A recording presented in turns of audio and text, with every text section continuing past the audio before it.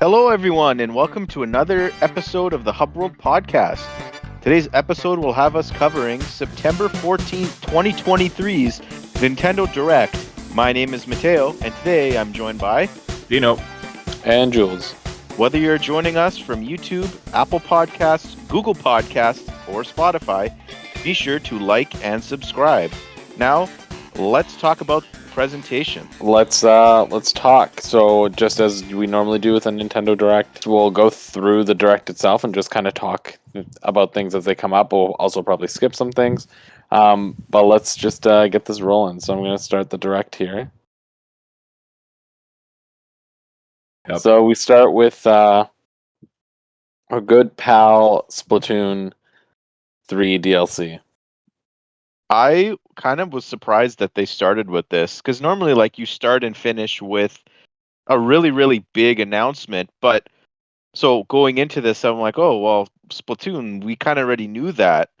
But the more this went on, the more I was like really kind of blown away with how this game looks. Like, it's a roguelike, right? It looks like it's like a mix of like Salmon Run with like the main game campaign. It looks like they're really like playing around with it and like trying to make it the Octo expansion. I love how it focuses on Marina and Pearl. Because this Octoling character here says that she knows Marina. And then that robot is named Pearl. And so I guess is Pearl. And I just love the concept here about like how the final Splatoon 2 Splatfest was Chaos versus Order, and the winner was Chaos, and that's how they decided to do the setting of Splatoon 3. But this side order is supposed to be like, what if Order had won? Like, what would they have done if it had been the other way around? So I really like how this is very aesthetically and tonally different than the main campaign. It makes it very interesting. Well, like even from what we've seen of this as well, I noticed a bit like even a lot of the colors, like it is very like, oh, okay, like Order, white, clean, pastel kind of like colors and stuff. Like even the inks and all that kind of stuff are kind of it's very muted. A lot of these things like that, like this right here, you can kind of see like I think those are what appears to be like the ink colors and stuff on there, and it's just like that's just one thing that I kind of picked up on. I know it's not like super like earth shattering or anything like that, but I really like that they're even going down to like even just like the in-game colors and color palettes and things like that as well. I thought it was cool. Yeah. Those chip things that you get for, I guess, just progressing the game will probably impact your color based on what we've seen. So they said like it adds color to the world or something like that. Yeah, I really like that. I noticed that too, and also the fact that they're letting us play as like an an Octoling really gives the vibes of Octo expansion again. And I wonder if that's also because like thematically, like that this Order world will be kind of like ruled by Inklings, and so Octolings being the rebellious ones might need to take the world back. Ooh, I actually didn't think about that. Especially because Marina's gone, right? Like Marina's an Octoling.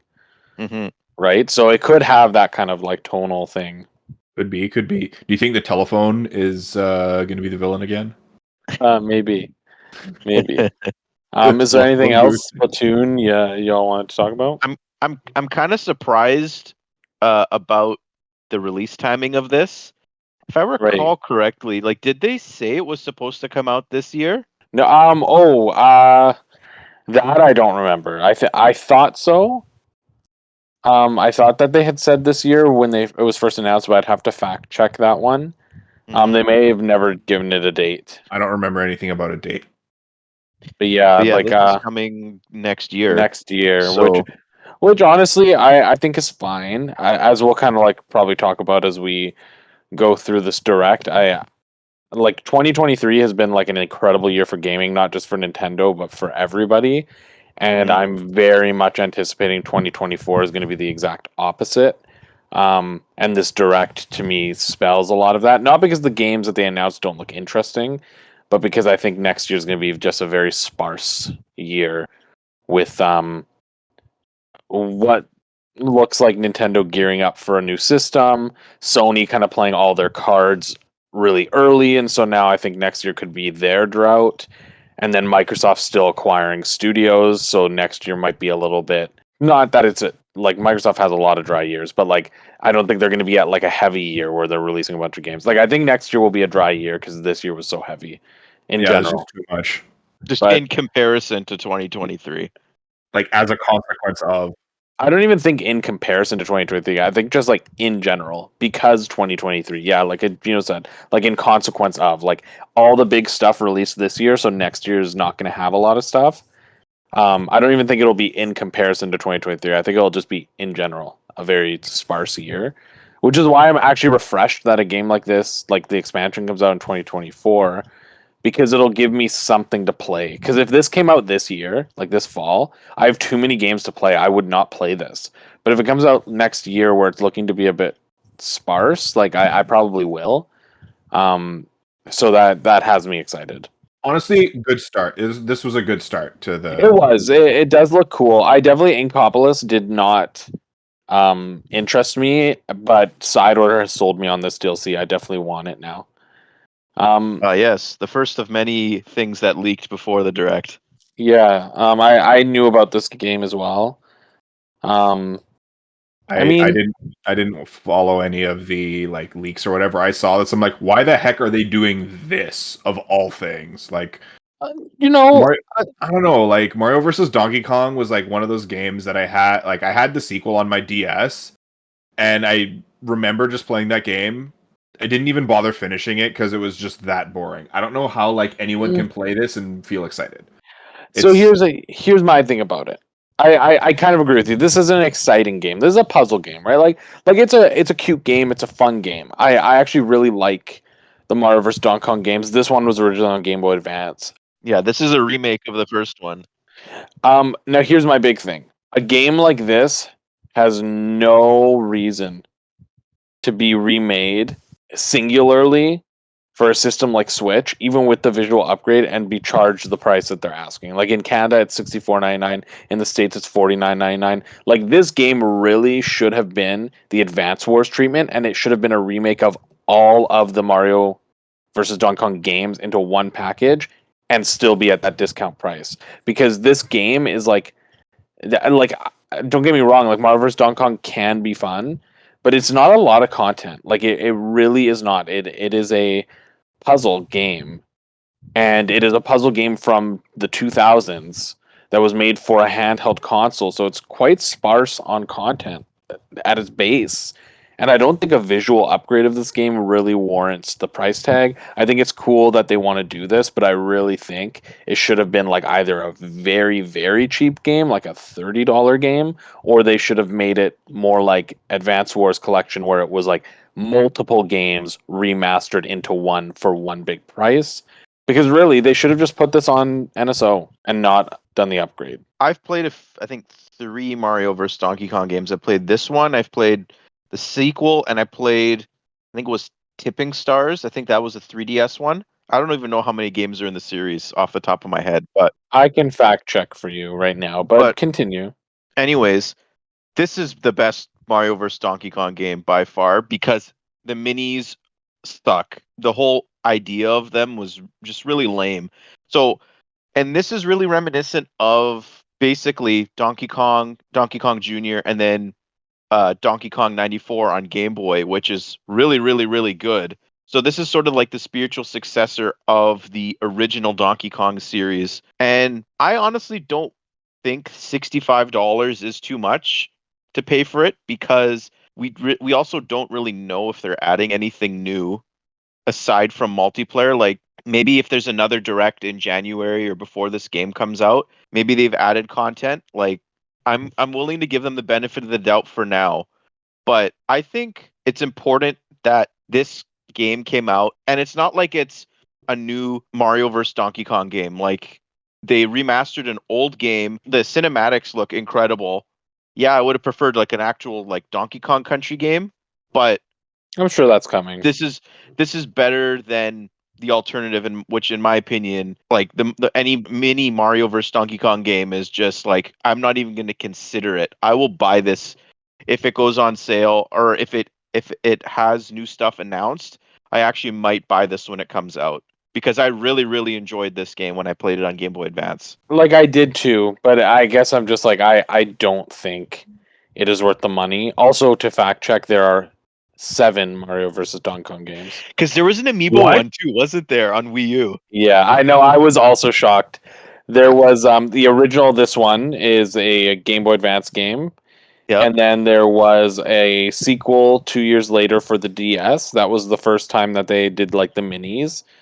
Yep. And then there was a third game for DSiWare. That gives me retro game vibes. And then a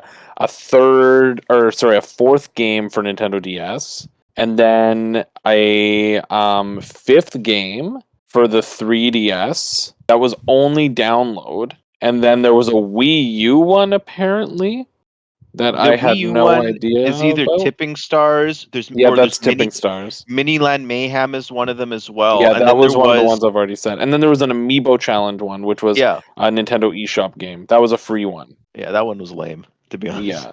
I So wasn't a fan of either that one. way, like realistically, this game could have been a pack-in of the first game, like the first 3 games, like not the DSiWare one, but like the first proper 3 games, like the Game Boy Advance one, the sequels on DS, like those ones easily could have probably been one pack-in game and probably should have been.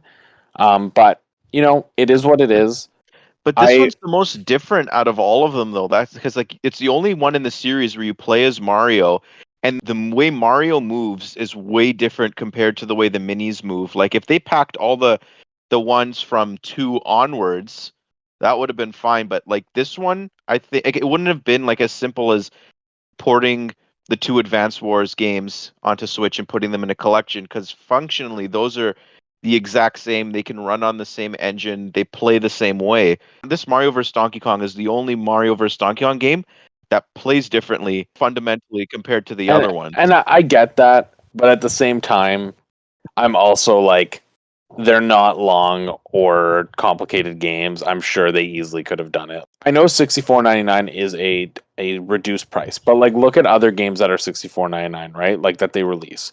So I look at a game like Metroid Prime Remastered. Like that game has way more content than this game, like incredibly so, right? And Metroid Prime like original when it launched wasn't like whatever a GameCube game was, so whatever $60 to $80 versus Mario vs. Donkey Kong when it originally launched was like a $30-$40 game because it was on Game Boy Advance. So I'm also I'm just like that's just where I'm at. I'm like I don't think that there's anything wrong with remaking this game. I think they did it in the wrong way. Like I really think like asking $64.99 for this game is Still too much. insane. Um Also, just as an little thing where we are going to stop the podcast and replay it, the Amiibo for Zelda just went up on Best Buy, so you guys better go get them. Yep, I'm doing that as we speak. A few moments later. We took a brief intermission from the podcast because, oddly enough, something we'll be talking about later in the podcast. But some of the Amiibo that were announced later in the podcast just went up on Best Buy, so we took a little intermission to purchase them. Now that they've been purchased, we return back to our regularly scheduled program, and we're going to move on from Mario versus Donkey Kong. They had to drop in the middle of us recording. Yep. Like Of couldn't course, happen right? at any time in the last 12 hours since the direct happened or after we're done recording, but no, it had to be right now. Yep. Had to be. It's how it is. In any case, let's get this rolling and see what's next on this vid. So, Prince of Persia. I think we've talked about this before. Looks cool. Another game that I think is too expensive for me to want to buy right away, but I definitely want to play this game. It looks like a solid Metroidvania. Like I'm very impressed by it. Now, Yeah. one thing that this specific like trailer had me question was: is this character the prince, or is he saving the prince? Because I thought that this was the prince, and then it's like, oh, save the prince.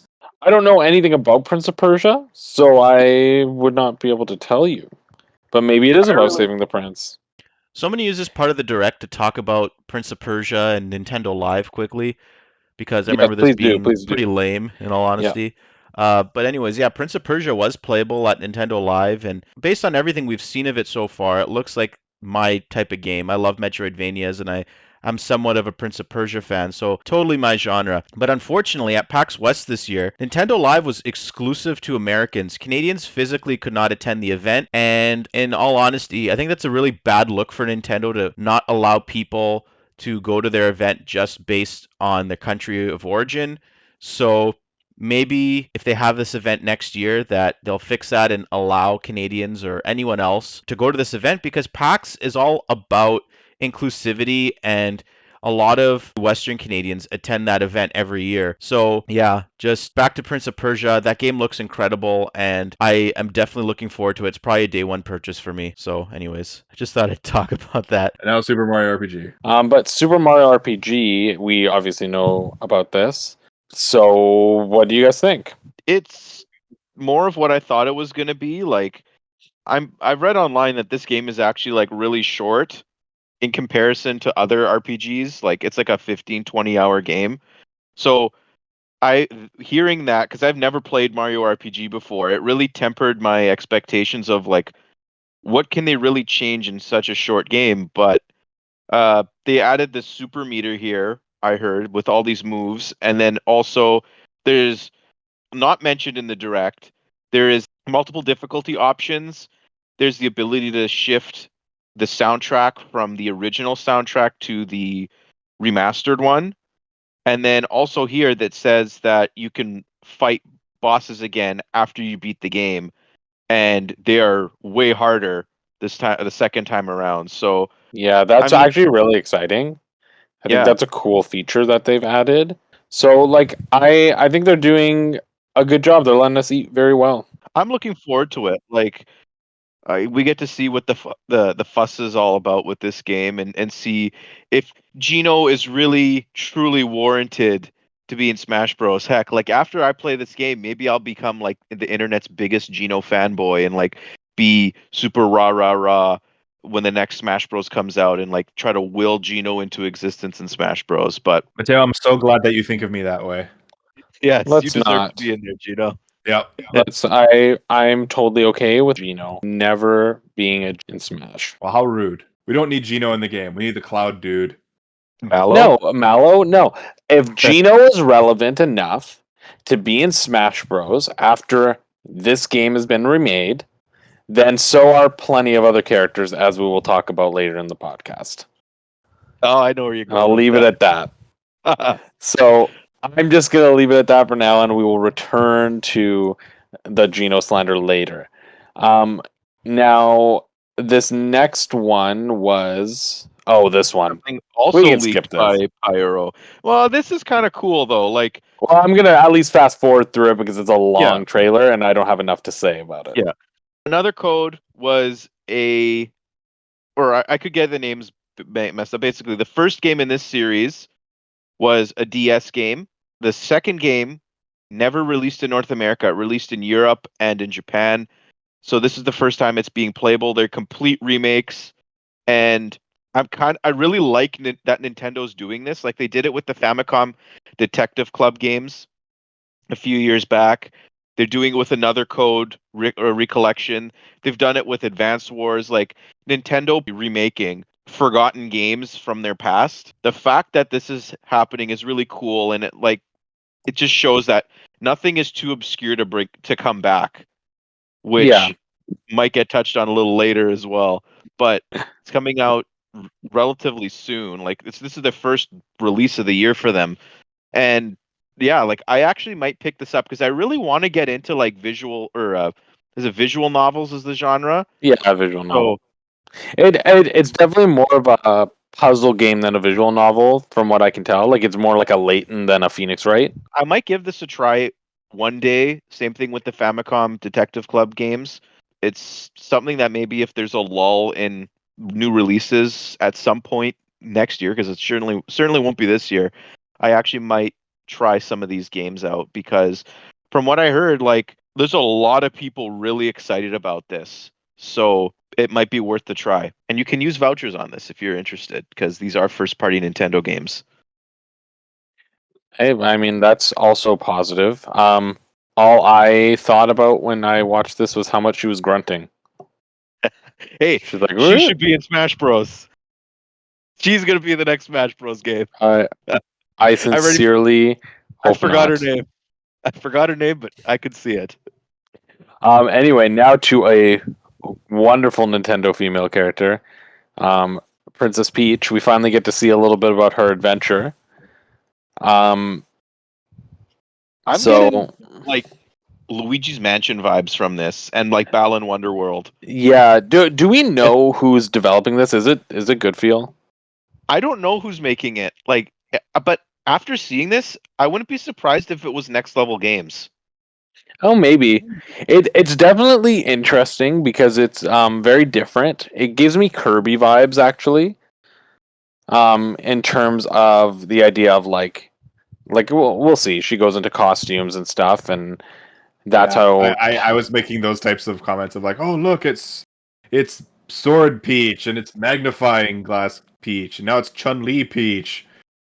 It's cool, but like it also looks like I don't know like if it's Kirby esque, because Kirby's very like copy abilities are like things that you choose in the levels, where it seems like this is like each level will have like a costume tied to it that's like used to complete the level. Because if you notice when she goes into the level, it has the like sword symbol on it, or it has the other symbols on it. So it's like I think each level will be based around a costume. Yeah. Mhm. There was one actually earlier.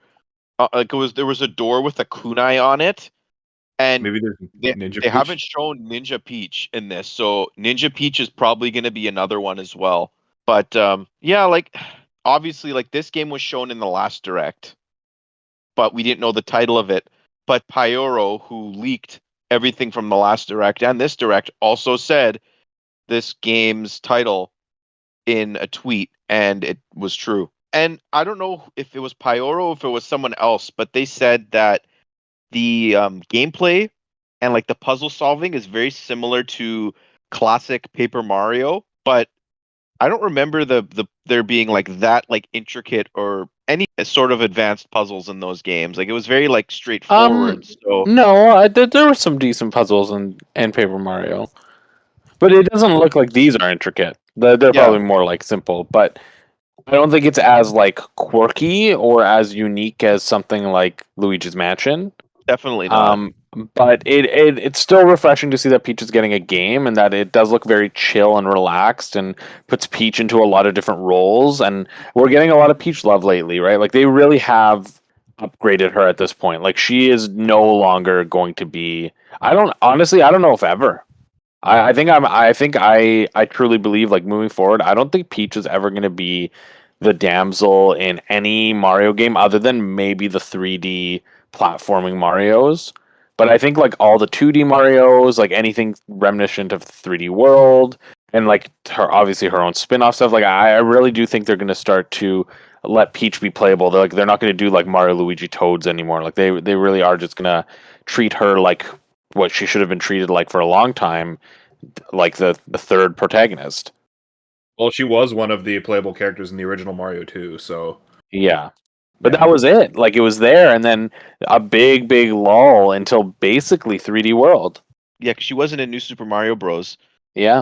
Like that's the thing is people when they talk about Mario Wonder, they talk about like, oh my god, Daisy's here, oh my god, Toadette is here, like they're Yoshi, all these characters, but like people forget like this is also the first time since Mario Bros. 2 that Peach has been playable in a 2D Mario game. But going back to this game, like I'm hoping that this is suffering from like the first time Nintendo shows a game, like it's always like it's least interesting. Like maybe if there's another direct by the time this game comes out and they show it again, it looks a lot more enticing. But like this did not do it for me at all. Like this trailer, like it game looks so boring and mundane. I don't like saying this, but like it feels like or it looks like a baby game. Like, But know what? It probably is. Like but that's the why thing is does we it have to have to remember. be though? Why does it have to be that though if that's the way it is? I feel like this is a big moment game. Like Super Princess Peach had its flaws and probably wouldn't be made in the same way if it was made today.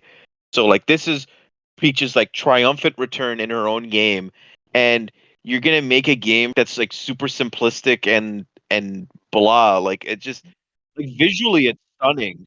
But the But intention of this game at the end of the day is for young girls, right? So at the end of the day, like I do think they don't care. Like it isn't about making it the most complex game. And the thing is, at the end of the day, as well, sure, like these trailers haven't made it look like the most exciting, but like for example, Yoshi's Crafted World, I felt the same thing right up until I played it, and then I played it. I was like, yeah, this game is chill, and yeah, like it is a baby game in the sense that there's like no difficulty, but it's still fun, and like that's what I'm hoping this game's going to be like. Is it's not going to be difficult. Like most Mario games aren't difficult at the end of the day, but there's a little semblance of challenge. But like when you look at like Yoshi, for example, as a base, like especially what Yoshi's become, Yoshi hasn't been challenging in a long time. It has very much been about just like the experience, and Kirby is also very similar in some capacities. So I'm expecting that. Like I'm going into this expecting like Kirby Yoshi energy rather than like Mario energy. it has potential because like it looks like there is a hub world here because Hey, there's the main room and it has Like like and all the subscribe. doors with the symbols on them.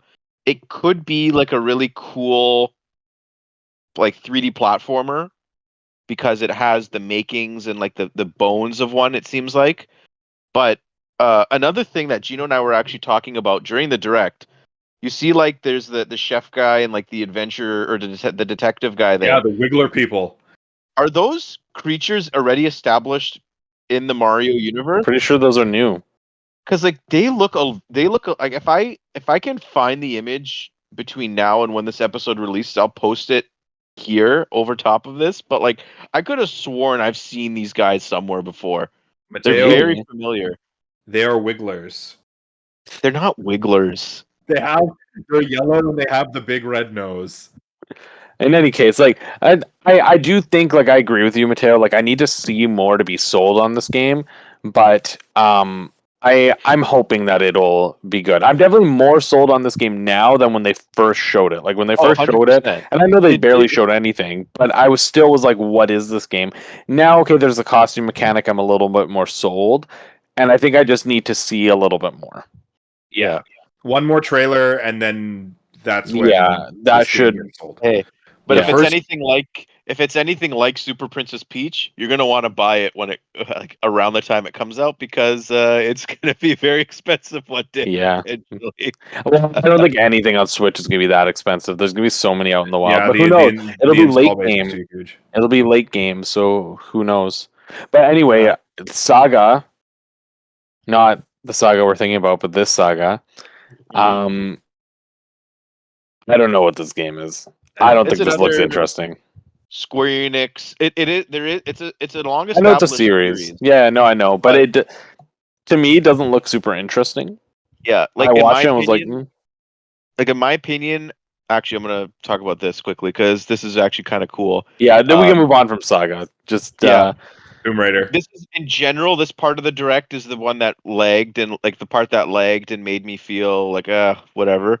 But Tomb Raider is really cool. I actually might get these eventually. I've never played the original Tomb Raider trilogy. I'm a huge fan of the series now because of the modern trilogy. Those games are incredible. So and being able to I always like to have like the option that some remasters do where they allow you to like cycle between the original look and the cleaner look. yeah. And from what I heard, like these are actually really decent puzzle solving games. If you pre-order it now, I think on Switch you can get a bit of a discount. And it comes out on Valentine's Day. Perfect time. And the funniest thing out of all of this is that Aspire is making it. Thank God now that they're not making KOTOR. Well, here's the thing. Yeah, no, thank God. As soon as I saw that they were attached to KOTOR, I was like, mm. But that's not even the thing to mention about Aspire. It's not even about that they've been dropped from the KOTOR remake because they were never like a really an established company Anything? that should have been doing a massive gaming remake like that. What is more notable is the fact that they announced DLC for KOTOR 2, like restored content, and then wasn't able to get it to work and canceled it. Wow. Yeah. So, like, I'm sure this will be fine. Like, they are not a company that is great at making games, but they seem to be okay with remaking games. So, we'll see how these remasters go, but If they're decent, I might pick them up eventually.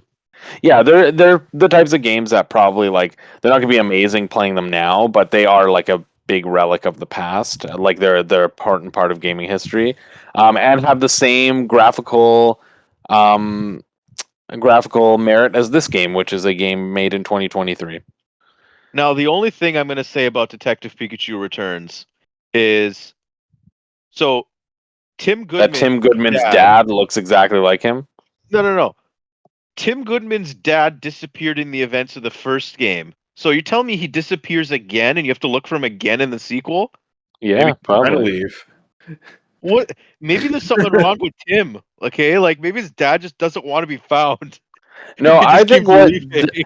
I think instead there's something wrong with the director of this game, because when asked how come this game took so long to make, they said, well, we want to make sure we could utilize the power of the Switch system. And I look at this game and the graphics and I'm just like, You sure you didn't go make to this on a hell. GameCube? Yeah, are you I don't even like yeah. Or did they just upres more 3DS textures? Well, that's what this definitely is. Like this Yeah, was it's this not built great. from on the 3DS. Yeah, It's I not don't know. great. This looks funny. Uh, Yep. Trombone Hero or whatever. Oh gosh, the meme, it's so good. Funny. It does look cool. I'm not interested in this game in the slightest. Like, I'm not going to buy it, but I do think it looks It's funny. funny to watch. Oh, definitely. I was chuckling in the morning about this game. It looks very silly. It's like the Um, second Switch game to use this feature where you can like the yeah, IR like hand distance feature. Yep. like Do you they think can that shoot they'll let you together. use your Mii's instead of those weird like trombone people? I don't think so. That would have been funny if you could use your Mii. Yeah, I would have been. This game, no, we're just gonna skip over it. It just looks Okay, like it's a boring League of Legends. League spinoff, league ripoff. It's Sorry, not. No, this is yeah, it's just a that's a league ripoff. ripoff. I used the wrong word. Like I said, Um, this is the part of the direct that is the snooze fest. Like yeah, every this direct is. has it. It's the Hey, lull. not all of it is snooze fest. To be fair, Hey, Contra is really Contra's cool, this is a Contra's big deal because and Way it's Forward's being making made by this. Way Forward, which is like they're great. Contra is a classic series. It does look visually really cool. Um, so If I you like I remember, think oh sorry, no, I just think this could be fun to play. yeah, if you remember, the last Contra game that came out was really bad. So it looks like they're Yeah, going back to their roots for this one. And Way Forward has a fantastic pedigree. yeah, and And this is game with just stupid name. another game that just tries to be Fire Emblem that just doesn't look great. Okay, at first I thought this was an HD 2D game being made by Square Enix, but it's it No, it's it just some does game. seem, yeah, it kind of seems cool, and like Atlas is kind of like diversifying a little bit, I guess, but This isn't the name Persona. I don't care. Yeah, the name basically. is just so bad. Oh my god, What is was the it name? I don't even remember. Unicorn Overlord. Yeah, Unicorn Overlord. I can't even say it. It's just Unicorn. and a. like Jules, Yeah. rewind it to that slogan that was just before this. It's the most pretentious thing I've ever seen in my life. The rebirth of tactical fantasy RPG. Yeah, That is a load of crap, okay? Fire let's Emblem go. and Triangle Strategy say otherwise, okay? Screw There's you, lots of Atlas. strategy that's Yeah. there. But Anyways, anyway, That's I actually a mean, clip right there. there's really yeah, there's really not Sorry. much to say about this game. Um Other than like, it's great that it's gonna be here, and I'm glad they dropped the Dark Moon name. yes, it's Yeah. all uniform now. It shouldn't have been called Luigi's Mansion Dark Moon. North America is the outlier in that title, with that title. Every other region in the world calls it Luigi's Mansion 2, and I'm going to buy this game just because it's called Luigi's Mansion 2. I never finished this game for whatever reason, so like it's a perfect way to jump back into it.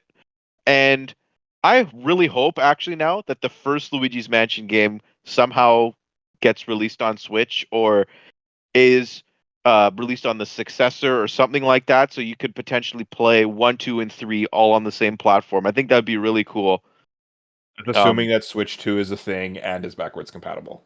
Yeah, But well, yes, I yeah, agree. I'm pretty sure it's going to be, but uh, like this game, like aside from the character models, like I say it looks really good actually. Like it looks basically this like the environments look more close to 3 than I thought they were gonna look. Like Luigi definitely still looks like he's a 3DS like an up-res 3DS model, but and honestly I forgot Polterpup was in this game. But the I think the reason why I dropped off of it last time was because of the layout of the game, like how it was instead of it being one massive mansion or hotel in the case of 3, it Yeah, the was mission structure. smaller. Yeah, I wasn't a fan of the mission structure and the bosses kind of were in my opinion, but um I'm actually looking forward to this game. Yeah, I also I'm want to glad to find. replay it. I Yeah. don't know about you guys. I haven't replayed it since 3DS, so it'll probably feel Yeah. very fresh. Yeah, Mhm. Now this was really random, Well, we've but known about this, but like but it was it random to randomly have in a happened direct. direct. That's what I Yeah. mean. I'm excited for this. Like when I do go to Japan, I will 100% go here. I want to And go then too here, one oh, day. here it is. Oh, here are the So, amiibos that we had to yeah, stop. we had to. So this was we took our intermission because Ganondorf and Zelda went up. Now we could talk a little bit about that. In Canada, Zelda is a $21.99 amiibo, and Ganondorf is a $24.99 amiibo. So typically $21.99 is how much Canadian amiibo are like now. So Ganondorf's a little bit more expensive. I suspect that's because he's bigger and he has that base, so probably more plastic. Oddly enough, Ganondorf had like 1,000 more stock at Best Buy than Zelda did. So That's really weird.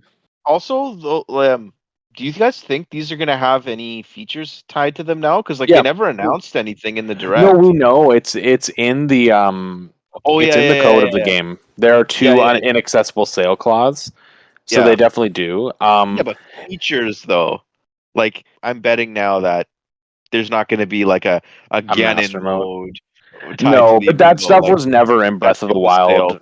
right? Like in Tears of the Kingdom didn't have that from any of its amiibos, even the Link one. So I wouldn't Yeah, have suspected that. However, like now that we know that there's no Breath of the Wild or Tears of the Kingdom DLC, I do think that that doesn't necessarily mean there won't be an update, right? Like there will be an update when these come out they're added. Yeah. because they'll need to like unlock those sale clause.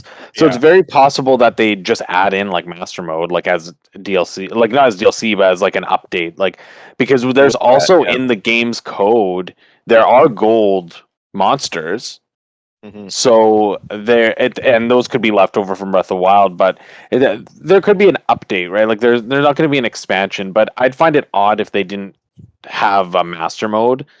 considering they had it in Breath of the Wild. So it's possible. But yeah, the other thing too that's very interesting is that this is Ganondorf's first amiibo basically since the original Ganondorf Smash one, which is really cool. And then we also have these two, which were the most random amiibo when they first announced them. It Yeah. is so cool to see them because I'm hyped for them. Because now I'll have all the Xenoblade amiibo. And these are a 2-pack, These are a and 2-pack, $54.99. that to me is just absurd. Yeah. But you know what? I will take it. And these are also the first Xenoblade Brandon amiibo. So I'm curious to see how the bases are going to look because all the Oh other yeah. Xenoblade ones are Smash ones. Hmm. Do So they we'll actually see. do anything They in the must, Xenoblade right? games? No, I mean like even like the Smash ones, the Smash Yep. series ones. Do they do anything? Yep. So I can't remember what Shulk does in Xenoblade 2, but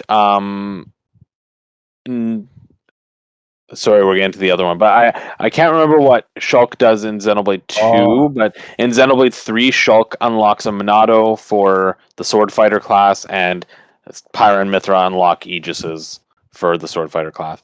but this is the one that matters. Yeah, this Yeah. is like big because we genuinely thought Sora wasn't having one. Sakurai kind of prepped us. He's like, not all the amiibos might get figures. We hadn't heard anything about Sora, and Sora was the only one in Smash that didn't have amiibo data, which means that Smash is getting an update. They're Yeah. going to have to update Sora's amiibo data into Smash. And you know how they like to do things. They might give us a little something else. They always do that kind of stuff. They might update some little feature, add music here, add whatever. I'm not hopeful about it, but who knows? But yeah, we were close to just like custom making Matteo one because he needed to finish his collection. Oh man, I don't know exactly how much I've spent acquiring my Smash Bros. Amiibos, Too much.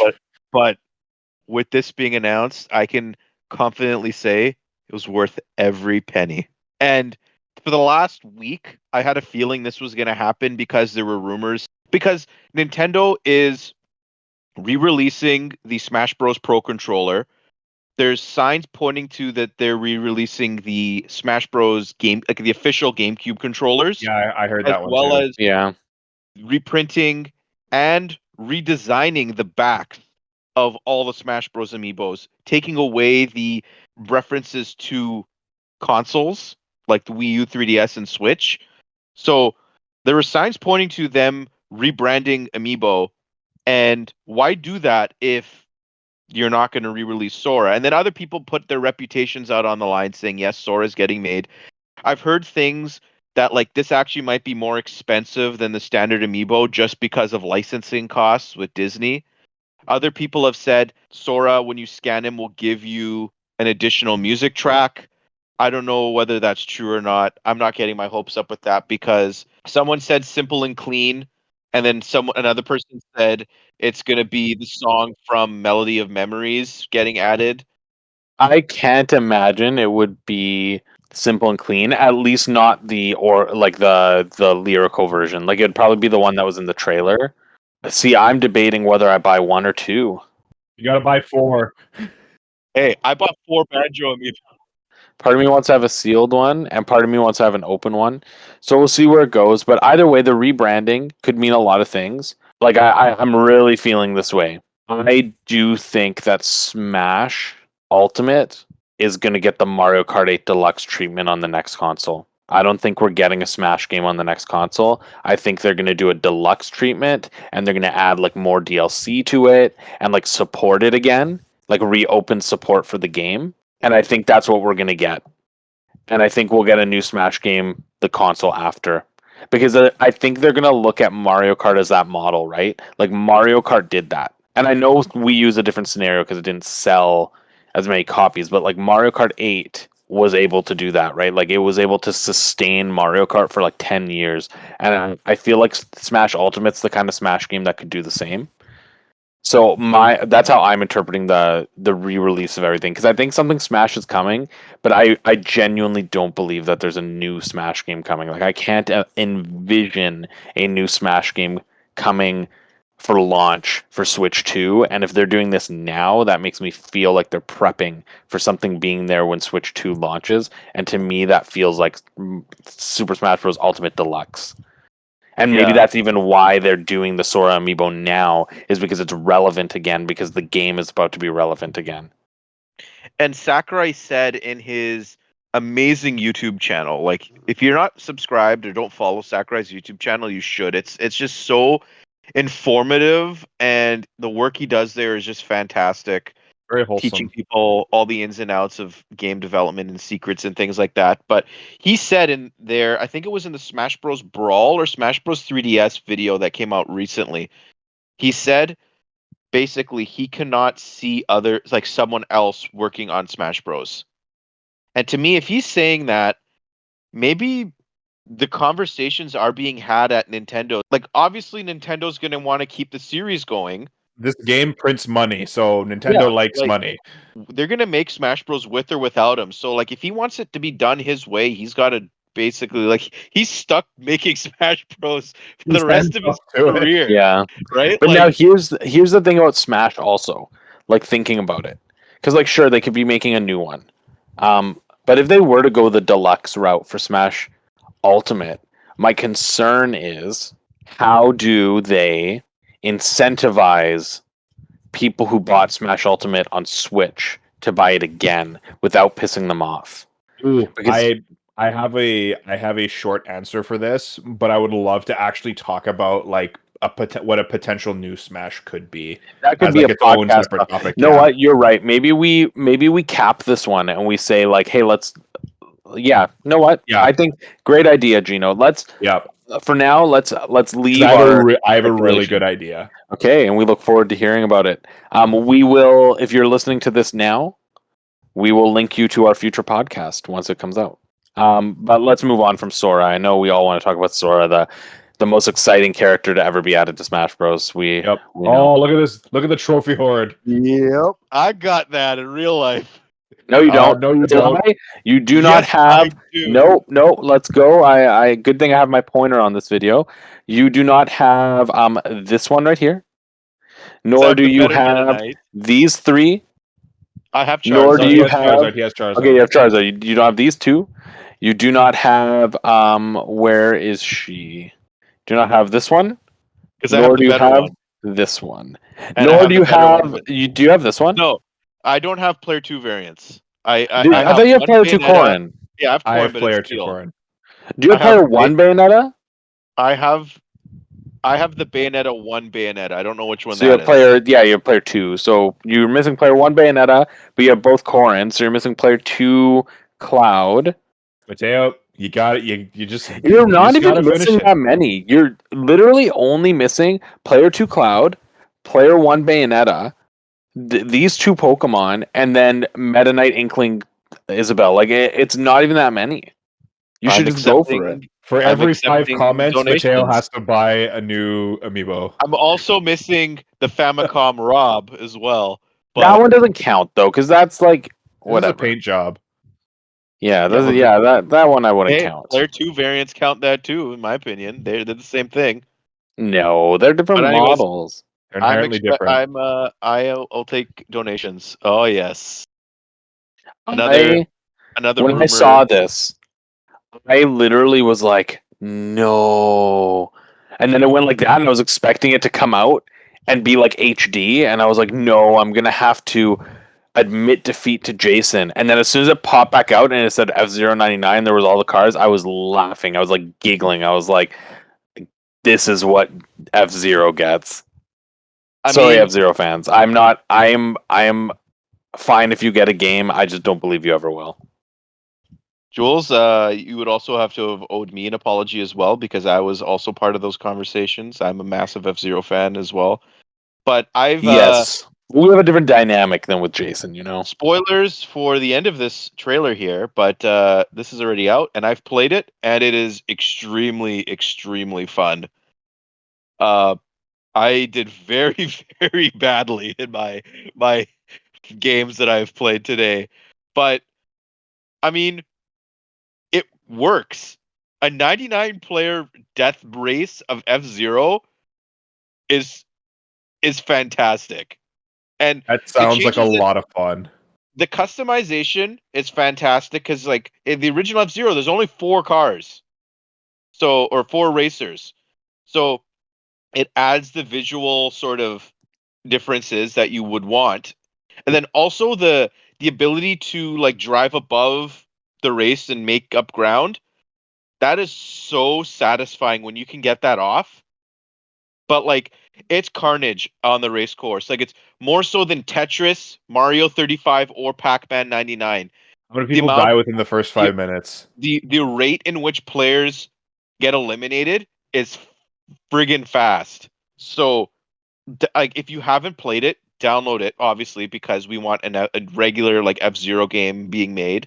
We want to show Nintendo that there's an audience. But this is the best 99 game that has been made, and I've only played 3 races, and I can say, like, I never had that itch to go back to Pac-Man or to Mario 35. Like, I dabble with Tetris every now and again, but F-Zero, I can see myself months from now going back and playing that game, or still playing that game for that matter. So, like, it's such a fantastic game. I will say this game is really cute. I won't buy it. But the Yordle game? The Yordle game. It looks very chill. And I love how League of Legends is just like expanding its brand by like taking characters and being like, what kind of game would work for this character? So I thought that this was like really, really cute. So is this supposed to be kind of like a farm story game, or yeah, I think so. That's what it kind of looks like to me. Or it looks like Stardew Valley a little bit. I don't know. Yeah, a little bit kind of like that vibe. And then of course the one we already know, which they're going to show now, which is Song of Nunu, which is like a puzzle platformer, which looks really cute. Oh, it's a puzzle game? It's a puzzle platformer, so it's like a platformer with like puzzle elements, like Yeah. like yeah. So and it's cool because you can play as Nunu, Willump, and you can play as Braum. I don't know any of the League of Legends characters, but this looks very fun, and dude has an epic mustache. Yeah, Braum's cool. Is it available? Is this game available on other platforms? Yeah, this is available on other platforms as well. All right. Now this is literally one, Wario's voice is terrible. Two, I can voice Wario better than this guy. No yeah, offense his to that new guy. voice actor is pretty bad. But that Yeah. being said, other than that, this game is like a pure return to form for WarioWare. Like literally, like WarioWare Gold was to WarioWare Touched what this game will be to WarioWare Smooth Moves. Because I believe the best WarioWare games were Touched and Smooth Moves, and Gold was kind of like a spiritual successor to Touched, and now this is a spiritual successor to Smooth Moves, and it looks really good. Like I'm Isn't very this excited. game called Smooth Moves 2 in Japan? It is, and it also has co-op in the main story, which was set in the first trailer, which is really good. And then obviously it has all these fun little silly modes, which I'm very, very excited about. Like I love WarioWare. Rub the WarioWare dirt. is so fun. I have this pre-ordered. I had to get free shipping Really? on my. You're getting it physical? What Amiibo was it? I pre-ordered an Amiibo. It was my. Oh no. Yeah, was there an Amiibo that got? Maybe. I don't know. Yeah. It was my The Big Man amiibo, yeah, Big Man. Joke that he lost the Splatfest, by the way. I need free shipping on that amiibo. So you know what? I'll pre-order WarioWare, even though it's a $65 add-on to my Your to purchase? my order. But you know what? I said screw it. I'll buy it. Dang, Yeah, Matteo. I'm going to be getting it digitally. That's the kind of game I want digital. Okay, But this I'm very one excited. here, this game here, I was telling Matteo, I was looking at this game and I'm like, hey, if a Chrono Trigger remake ever happens, I would like it to look like this. Like this instead of Like fully 3D background, completely drawn out characters because Akira Toriyama's art style is timeless.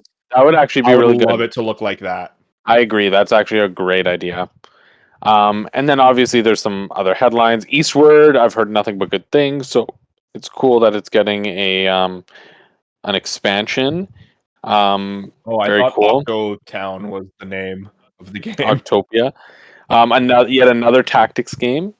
Wargroove 2. This was keeping the torch alive for Advance Wars while Nintendo was not doing anything with Advance Wars. And then also Dave the Diver. I've heard a lot of really good things about this game. It's kind of weird. Like This looks really funny. You're a fisherman.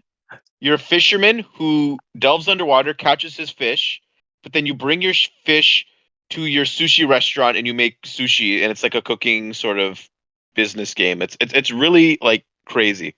So you're cool a chef that sources your own ingredients. Yes.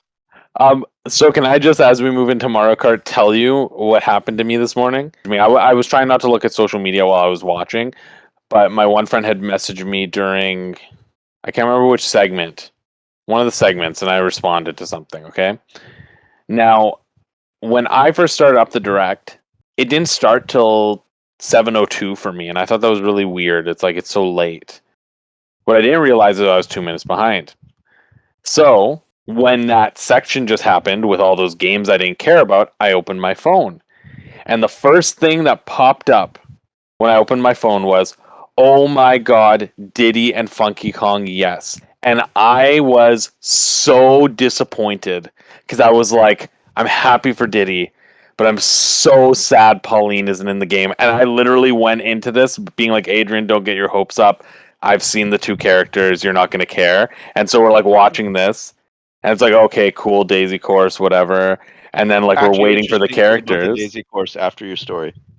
But we're waiting for the characters. So then we're like watching this, and then they show Diddy, and I'm like, okay, Diddy, Funky, Yes! I already know, Which is hype. But then when they go and also Pauline and Peachette, which because they added 2 more characters than they were supposed to, I actually went nuts because I was like, I actually had no, like, did not suspect that. People are upset about Peachette online. People online are like, why would they choose Peachette over these other characters? I'm like, they want bro, Bowsette. But I'm like, bro, like we're supposed to get 2 less characters. Like, don't complain about extra stuff. Yeah. But anyways, I thought like there was a very concrete idea of what courses were going to be in this booster pack, because like, there was like that thing where like, okay, there's going to be probably the 2 city tracks. There's going to be Dino Jungle, Mushroom City, or DK Mountain. Literally nothing we know, because what they did is last time they shook it up. Nothing from the leaks was correct last time. They made late game changes. Oh, so yeah, then that makes sense then, because I thought there was an actual like a theory going around with like Rainbow Road, Wii is going to end it, and then there was going to be a new Bowser's Castle. Uh, There might be, like, there still could be. But yeah, this was a surprise. Nobody knew about Daisy. Nintendo has made up for the Herculean error that was made in the base game of Mario Kart 8 by not including Diddy Kong. Okay? It took them to the very last moment humanly possible to include him in the game, but at least he's in the game. We can say that with certainty now, because there were times where I was worried that Diddy Kong was not going to be in this game.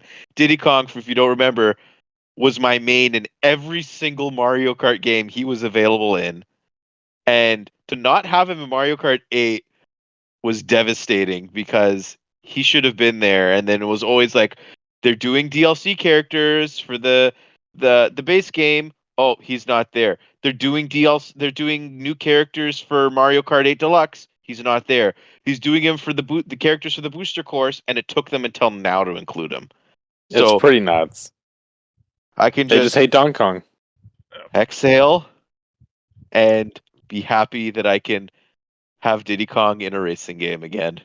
I'm very happy. And now we have the best announcement of the day. I Yes. screamed the second I saw the book and heard the very first notes of the song. I screamed to Gino, "Thousand Year Door." This leaked like 3 directs ago or 2 directs ago, and it kind of like went under the radar the last 2 times because obviously nothing came of it, right? Well, yeah, well, what deflated the whole rumor was Super Mario RPG. Kind Yeah, of, yeah. that did, but also I just think in general, like when there's so much circulating, sometimes it's hard to tell. Like, sure, it leaked, but if it didn't gain traction, it wasn't like a true leak. But like, yeah, this was a shock. I'm so excited for this game. It was The definitely a best game surprise of and a all welcome time. Best game of all time ever made. And remade into the beautiful art style of the new Paper Mario games, because regardless of how you feel about the new Paper Mario games, they are stunning visually, and I'm so happy to see this game being remade in this like very papery style. Not just the graphics themselves, but even just like the music is redone. Well, even the The pop-up book effects for this. Yeah, that's what I was gonna say. Like even just the effects, like look at that ink, right? Like they're just like this game is gonna look so good, and I really hope that 2 things come of this. The first being that they do this same thing with the first Paper Mario game. Yeah, the first Paper Mario game definitely needs a lot of Could love. use it, yeah, and then that they recognize that this is what people want out of Paper Mario, and that the next time they release a new Paper Mario game, it follows this same kind of battle system that the first and second game made. Like, What people were initially sold on.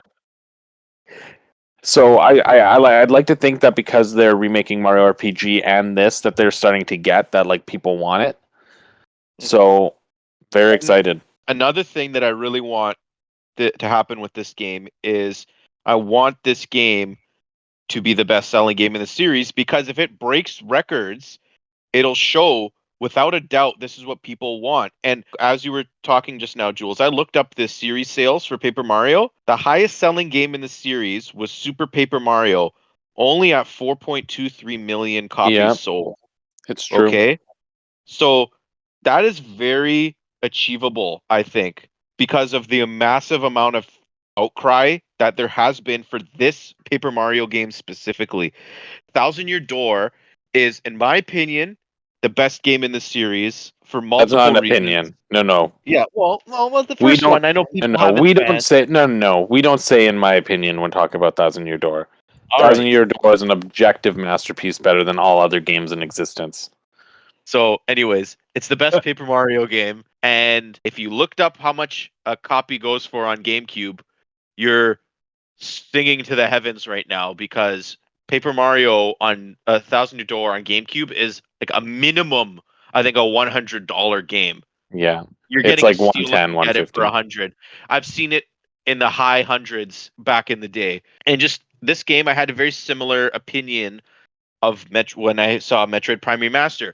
I was elated to see Metroid Prime Remaster when it was first shown, but then on repeat viewings of the trailer, because I've seen this like 7 times already, I'm like, oh well, it doesn't look like it's changed that much visually. But then when I watched the comparison videos, that the many comparison videos of this trailer compared to the moments of the actual original game, it's a night and day difference. The lighting is so much better. The textures are so much better. They added like small details like Mario's house. There's that picture of all his partners from the first game that was not in the original Thousand Year Door. I could have There's sworn that photo was there in the original. no, it was No, not it was there. not. It was not Um, there. The only reference to the original partners in the original was Parakarry at the very beginning and Bo in the 6th chapter. That's the only references to any of the partners in the first game. But like, I find it really strange that the logo is oriented the way it is. Because it's a Like, pop-up book. Yeah, I get that, but it looks weird. I just don't. That's the one gripe I have is I just don't like. I get it's the pop up book. It's not pleasing to see. It's I Paper wish they would have Mario, just. but 3D. I wish it they would have just kept the original logo. But like, it's weird how it's like Super Mario RPG remake is just called Super Mario RPG, and this is just called Paper Mario: The Thousand Year Door. But Luigi's Mansion 2 HD is Luigi's Mansion 2 HD. Like, there's no consistency with these names. But Nintendo going back to Thousand Year Door was something that fans have wanted for such a long time because of the direction of the Paper Mario series since it basically. Like, Super Paper Mario is an outlier. even Super Paper Mario though was panned when it came out. Yeah, yeah. It's gotten like a lot of love lately because of where the series went, and then people started to realize how good they had it and how like the things that they changed in Super Paper Mario weren't actually like fundamentally core things about Paper Mario that disappeared, just gameplay. Whereas like obviously you look at Sticker Star and like even Origami King, which try to be more like the original Paper Mario in terms of mechanics, but like the soul is sucked out. And for a lot of us, probably everyone at the Hub World, you and Joe included, Jules and Gino, this was one of our like break glass in case of emergency games. Like, this is like the silver bullet. You can shoot this off at any time, and you like this will be a massive announcement. This is one of those amazing games that they could have released it at any point and it would have been a big deal. Like, in a way, I'm kind of happy it's coming out at the end of the Switch's lifespan because it's something for us to look forward to. And everything aside from this has like a spring like a January to like I think Splatoon said spring window, right? So there's a good chance this comes out after April. Yeah, this and But Luigi's Mansion are a little later. yeah, Luigi's Mansion summer actually. So this could even be Okay. later than Luigi's This might Mansion. be the fall. This might be like the last Switch game. Yeah, it could be like Paper Mario closing out the Wii U and closing out the Switch potentially here.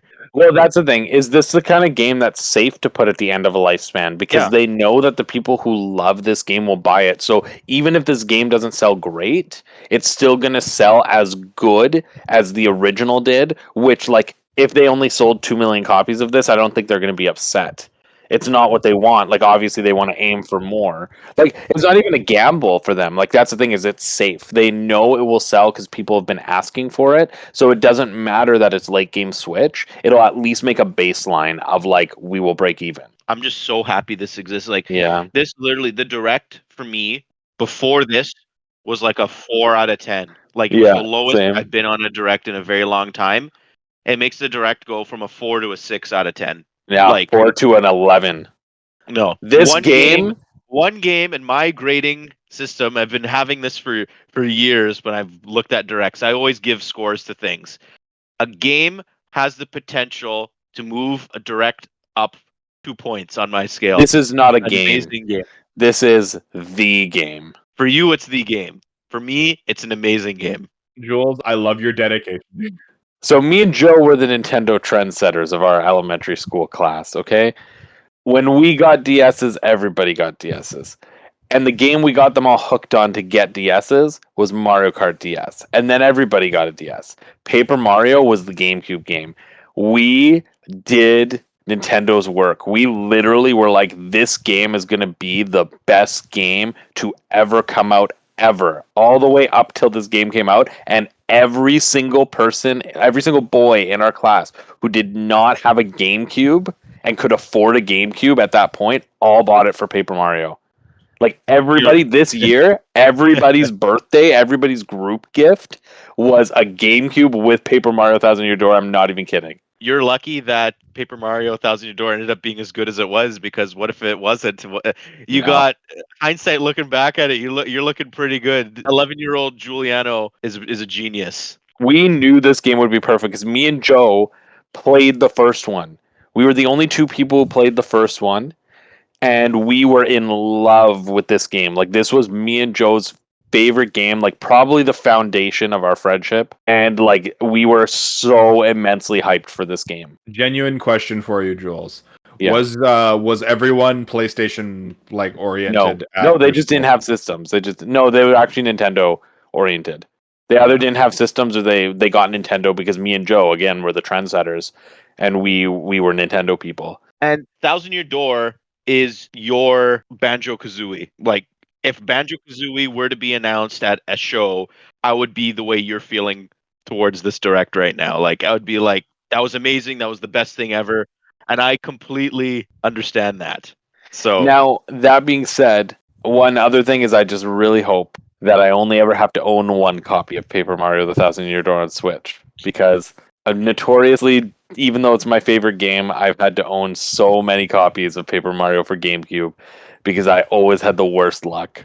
Oh, they broke? Okay, so listen, when the game came out, because everybody was getting it, and like we were kids, right? So like we marathon games, but we marathon games in a different way because we were bad at games. We had like this big class race of like who's going to beat Paper Mario Thousand Year Door. Joe got to the Shadow Queen first, like weeks before everybody else. Could not beat her. Like Brandon got there, could not beat her.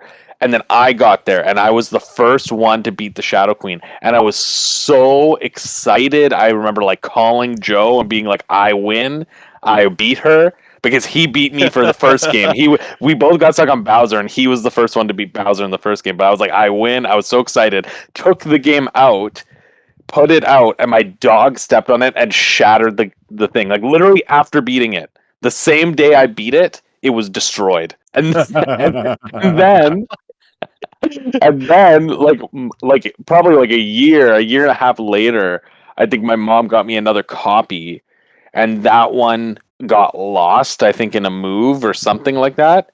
And then I ordered another copy. I don't know if you guys remember this, but me and Riley did a big order of GameCube games that we ordered. They were used games from EV Games online, and half of them came so scratched they didn't work. And this Paper Mario was one of them. And then finally, I bought my fourth copy, like I think 4 or 5 years ago, and that's been like my copy that has survived. So I'm just hoping that Roxas doesn't eat my Switch version. Well, good thing that the Switch cartridges taste like garbage. Yeah, and he probably make won't. people vomit. So it's true. I think you're safe for that. I'm just so happy I don't have to plug my GameCube in to play this game, because I've had the itch, and now I can wait.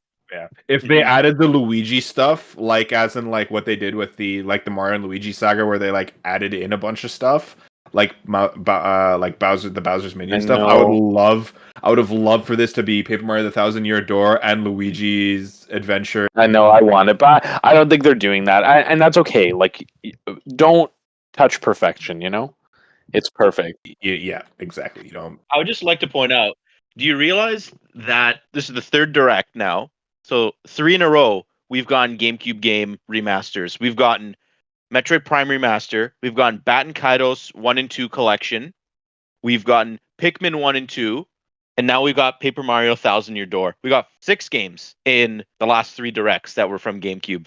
I think this solidifies their strategy with the GameCube. I'm not expecting there to be NSO GameCube or anything like that. I am willing to now confidently say that the game, and we even got Mario Sunshine. Like there's a lot of GameCube games that are playable on Switch now. If we get Wind Waker, if we get Twilight Princess, like I think those are standalone releases. There is a market to resell these games and not include them as part of the subscription service. I think it's very obvious now that this is what Nintendo's doing. Like I'm looking at my GameCube library right now. Like they could put out forgotten gems. Like you could put Custom Robo out. You could put Chibi Robo out. You could re-release Metal Gear Solid Twin Snakes. The only one I think Nintendo probably wouldn't touch is Melee because that's just a minefield. Yeah, I don't think a game like that makes sense to. But like Pokemon Coliseum, Pokemon XD, Sonic Adventure, and Sonic Adventure 2 in there with a partnership with Sega, Eternal Darkness, F-Zero GX, Billy Hatcher. There's so many games Yeah, Billy Hatcher would be good. Like a lot of these games have never left the GameCube. So there's no better time, I think, than this upcoming era that we're going into now where they could just re-release these games. Anyways, I could go off just spouting GameCube games for hours. Is there anything else you guys want to add about Paper Mario Thousand Year Door?